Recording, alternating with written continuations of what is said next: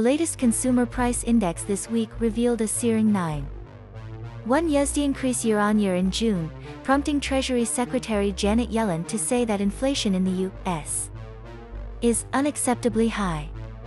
The causes behind the steep jumps include high commodity and energy prices triggered by supply shortages and Russia's war in Ukraine, record government spending packages on economic stimulus and low interest rates amid the COVID-19 pandemic, and continuing labor shortages and supply chain problems meeting increased demand.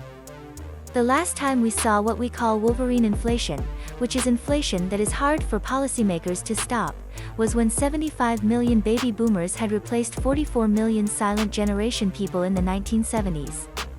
So we have in the United States a whole lot of people, aged 27 to 42, who postponed home buying, car buying, for about 7 years later than most generations, he said.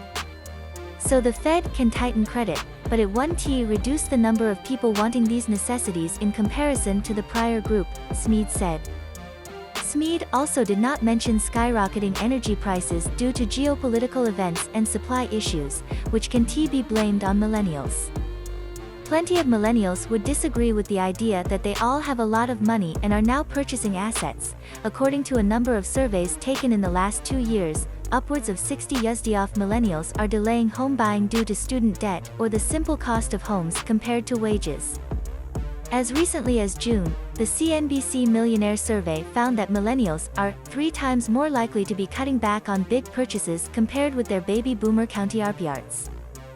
44% of millennial respondents said higher rates have caused them to delay purchasing a new home, compared with only 6 USD of baby boomers. Nearly half of millennial millionaires said they are delaying purchase of a car because of higher rates, more than double the rate of baby boomers, CNBC wrote. Despite all this, millennials are still making up the largest chunk of the homebuyer market by generation. 81% of younger millennials and 48% of older millennials were first-time home buyers, more than other age groups, NR wrote. Older millennials made up the largest generational group of buyers at 25%, and the median age was 36, the study found. According to rental listing site Apartment List, in 2020, 18 USD of millennials believed they would be paying rent forever, giving up on homeownership, nearly double the rate of 7 years prior. As the Fed pumped the U.S.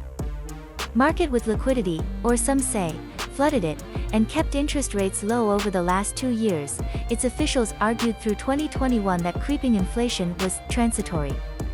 The Fed has approved 3 interest rate hikes this year, with the latest in mid-June constituting the largest single increase in the country since 1994 at 75 basis points.